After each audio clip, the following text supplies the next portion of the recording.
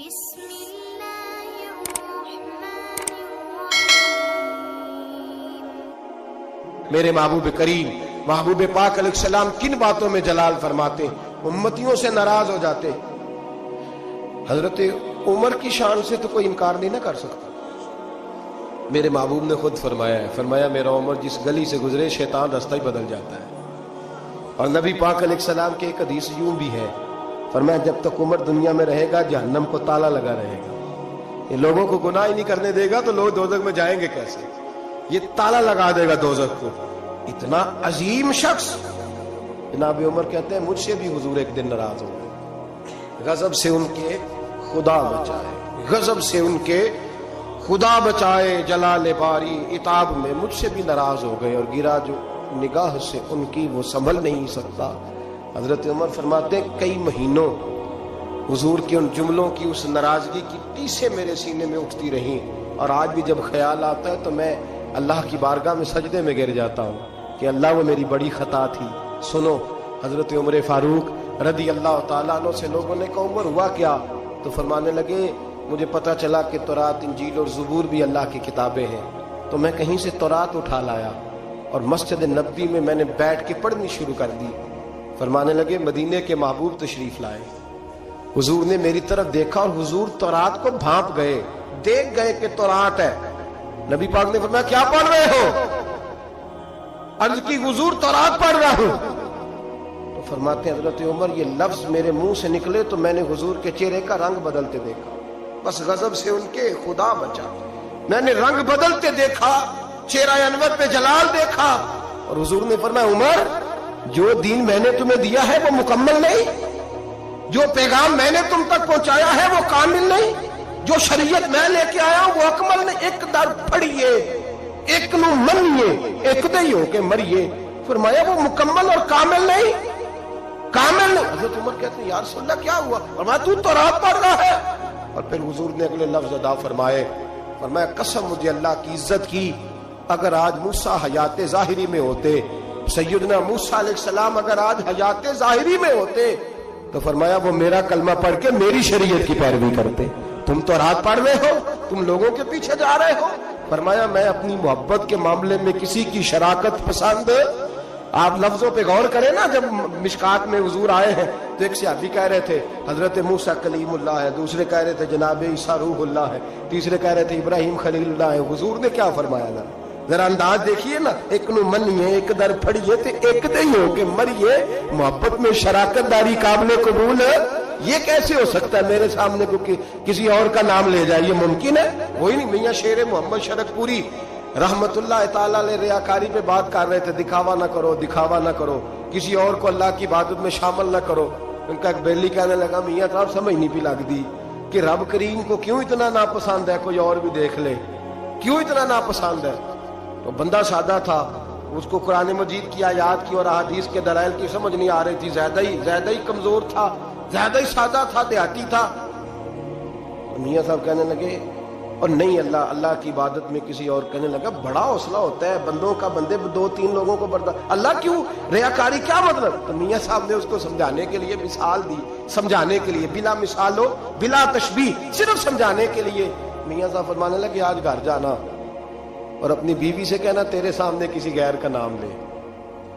انہوں نے کہا حضور او دی میں زبان نہ کٹ دیا گا، پھر رہنا سو میرے کاری رہنا سو نہ لے کے۔ تو آپ فرمانے لگے تیرا تو حوصلہ ایک دوسرے بندے کا نام کا نہیں ہے، حالانکہ تو اس کا مالک تو نہیں، صرف اس کا خاوند ہے، اور رب تو تیرا مالک ہے، اللہ مالک ہے، اس کے سامنے تو شراکت داری کرے۔ میرے حبیب پاک علیہ السلام نے محبت میں شراکت داری کو پسند۔ ایک صحابی کہہ رہے ہیں حضرت ابراہیم خلیل اللہ، ایک کہہ رہے ہیں جناب عیسیٰ ذبیح اللہ، حضرت اسماعیل ذبیح اللہ، تیسرے کہہ رہے ہیں موسیٰ کلیم اللہ، چوتھے کہہ رہے ہیں حضرت عیسیٰ۔ حضور آئے فرمایا کیا کہہ رہے ہو؟ انا حبیب اللہ، وہ سارے اپنی اپنی شانوں والے ہیں، تم میری طرف دیکھو، مجھے اللہ نے اپنا معبود بنایا ہے، میں اللہ کا معبود ہوں، تم دائیں بائیں کیوں دیکھتے ہو؟ میری طرف دیکھو۔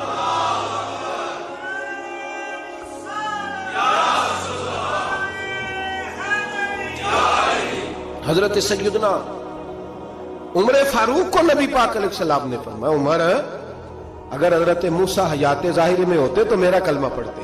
تم دائیں بائیں دیکھ رہے ہو, کوئی بچہ نہیں ہوگا سیاستدان جس نے کرسمس کا کیک نہ کاٹا ہو, کوئی بچہ نہیں ہوگا.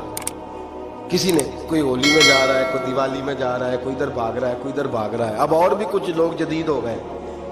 عرب کی زمین پہ مندر بنانے کی اجازت مل گئی ہے جی, سیانے ہو گئے.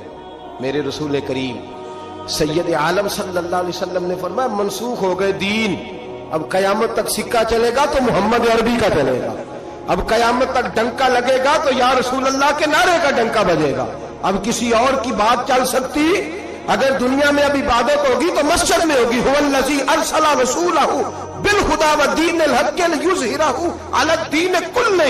اب میرا دین غالب ہوگا, یہ تمام دینوں پر چھا کر کے وقت گزارے گا. مسلمان تھوڑے تھوڑے سیاسی مفاد کے لیے, چھوٹے چھوٹے سیاسی, اعلیٰ حضرت فاضل بریلوی فرماتے ہیں جو کفار و مشرکین کے اجتماعات میں جا کے بیٹھے گا, صبح قیامت اللہ کی بارگاہ سے سزا دی جائے گی.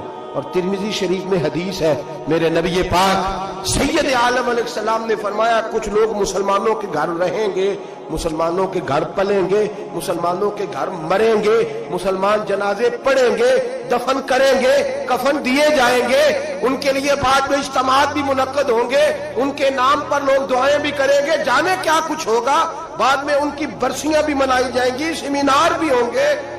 لیکن جب قیامت کے دن کھڑے کیے جائیں گے تو عیسائیوں اور یہودیوں کے ساتھ کھڑے کیے جائیں گے, عیسائیوں اور یہودیوں کے ساتھ کھڑے کیے جائیں گے. یا رسول اللہ صلی اللہ علیہ وسلم اس کی وجہ, تو حضور نے فرمایا رہتے مسلمانوں کے گھر میں تھے پر ان کے دل عیسائیوں کے ساتھ دھڑکتے تھے, انہیں ان کی تہذیب پسند تھی, یہ ان کے طور طریقے کو اپناتے تھے. من تشبہ قوم فہو منہم, اور جو کسی قوم سے مشابہت اختیار کرتا ہے وہ انہی میں سے ہوا کرتا ہے.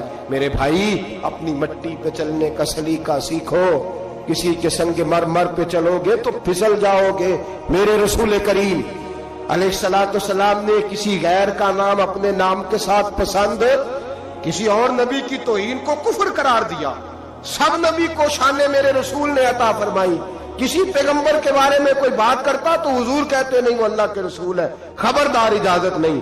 لیکن اپنی امت کو اجازت نہیں دی کہ تو کسی اور کی تہذیب پہ چل, تو کسی اور کے طریقے کو اپنا. آج ہم یہ سمجھنے سے قاصر ہیں کہ لوگ کیوں اس طرح کرتے ہیں, اپنی تہذیب اپنے طور طریقے. 14 اگست کو بڑا مشہور کالم نویس ہمارے ملک کا, اس کو بڑے لوگ پڑھتے اور سنتے ہیں, اس نے کہا قوموں کا مذہب نہیں ہوتا, ملکوں کا مذہب نہیں ہوتا, مذہب تو انسانوں کا ہوتا ہے. ہر مذہب کے آدمی کو کھل کے چھٹی ہے, وہ جو مرضی بولے جو مرضی کہے. تو میں نے کہا عجیب نادان ہو, اگر قوموں کا مذہب نہ ہوتا تو پھر تم نے اس کا نام اسلامی جمہوریہ پاکستان کیوں رکھا تھا؟ تو اسلامی جمہوریہ پاکستان ہے تو اس کا کوئی مذہب تھا تو 7 لفظ اسلام آیا نا. میرے نبی پاک علیہ السلام نے ملک کا مذہب رکھا تو فرمایا کہ یہ حدود حرم ہے, اس کے اندر کافر یہودی عیسائی سکھ کو داخلے کی اجازت ہے. نبی پاک سے زیادہ غیروں کا خیال رکھنے والا کون تھا؟ لیکن حضور علیہ السلام نے ان کی تہذیب کو, ان کے تمدن کو, ان کے طریقوں کو, ان کے طرز حیات کو مسلمانوں کا اپنانا پسند نہیں فرمایا.